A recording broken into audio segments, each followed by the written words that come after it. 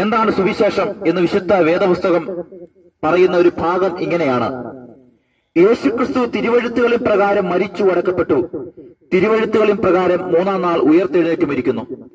അതായത് യേശുക്രിസ്തുവിന്റെ ജനനം, ജീവിതം, തന്റെ കഷ്ടാനുഭവങ്ങൾ, മരണം, അടക്കം, പുനരുദ്ധാരണം, യേശുക്രിസ്തുവിൽ വിശ്വസിക്കുന്നവർക്ക് ലഭിക്കുന്നതായ നിത്യമായ ജീവൻ, കർത്താവായ യേശുവിന്റെ രണ്ടാം വരവ്, ഇത്യാദി കാര്യാദികളാണ് സുവിശേഷം എന്നതുകൊണ്ട് അർത്ഥമാക്കുന്നത്. ഒന്നുകൂടെ പറഞ്ഞാൽ, യേശുക്രിസ്തുവിനെ പറ്റിയുള്ളതായ കേൾവിയാണ് സുവിശേഷീകരണ സന്ദേശം. ഇന്ന് പകൽക്കാലം ഞങ്ങളെ കേൾക്കുന്ന പ്രിയപ്പെട്ടവരെ, ഈ യേശുക്രിസ്തുവിനെ പറ്റി എവിടെയൊക്കെ പ്രസംഗിക്കപ്പെട്ടിട്ടുണ്ടോ, എവിടെയൊക്കെ യേശുവിനെ പറ്റി കേൾക്കപ്പെടുവാൻ ഇടയായി തീർന്നിട്ടുണ്ടോ, അവിടെയൊക്കെയും അനവധി ജീവിതങ്ങൾ രൂപാന്തരം വരുവാൻ ഇടയായി തീർന്നിട്ടുണ്ട്. ജീവിതത്തിൽ പ്രതീക്ഷയും പ്രത്യാശയും ഇല്ലാത്ത കുടുംബങ്ങൾക്ക്, വ്യക്തി ജീവിതങ്ങൾക്ക് യേശുക്രിസ്തുവിനെ പറ്റിയുള്ളതായ കേൾവി മുഖാന്തരം അവരുടെ ജീവിതത്തിൽ പുത്തൻ പ്രതീക്ഷയും പുത്തൻ നവജീവൻ ലഭിക്കുവാനും ഇടയായി തീർന്നിട്ടുണ്ട്.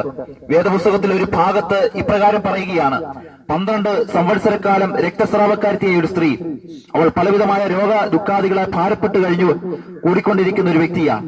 എന്നാൽ യേശുക്രിസ്തു താൻ പാർക്കുന്നതായ ഈ ദേശത്തുകൂടി കടന്നുപോയി എന്നുള്ളതായ വാർത്ത ഈ സ്ത്രീ കേൾക്കുവാനിടയായി തീർന്നപ്പോൾ അവളുടെ ഉള്ളിന്റെ ഉള്ളിൽ ഒരു വിശ്വാസം വർദ്ധിച്ചു. യേശു ഞാൻ പാർക്കുന്നതായ ഈ ഗ്രാമത്തിൽ കൂടെ കടന്നു പോകുന്നു, ആയതിനാൽ യേശുവിന്റെ അടുക്ക് കടന്നു എന്നിട്ട് യേശുവിന്റെ വസ്ത്രത്തിന്റെ തൊങ്ങലയിലെങ്കിലും ഞാനൊന്ന് തൊടുവാനിടയായി തീർന്നാൽ ഞാൻ തീർച്ചയായിട്ടും ഞാൻ അനുഭവിക്കുന്ന ഈ രോഗ ദുഃഖാദികളുടെ മധ്യത്തിൽ ഞാൻ രക്ഷപ്പെടും എന്നുള്ളതായ ഒരു വിശ്വാസം അവരുടെ ഹൃദയത്തിൽ ഉരുത്തിരിയുവാനിടയായി തീർന്നു. എന്നെ കേൾക്കുന്ന പ്രിയപ്പെട്ടവരെ, വിശുദ്ധ വേദപുസ്തകം ഇങ്ങനെ പറയുകയാണ്: വിശ്വാസം കേൾവിയാലും, കേൾവി ക്രിസ്തുവിന്റെ വചനത്താലും വരുന്നു. ഇത് പകൽക്കാലം ഞങ്ങൾ ഈ ദേശത്തോട് യേശുക്രിസ്തുവിനെ പറ്റിയുള്ളതായ കേൾവി പങ്കുവെക്കുവാൻ ആഗ്രഹിക്കുന്നു.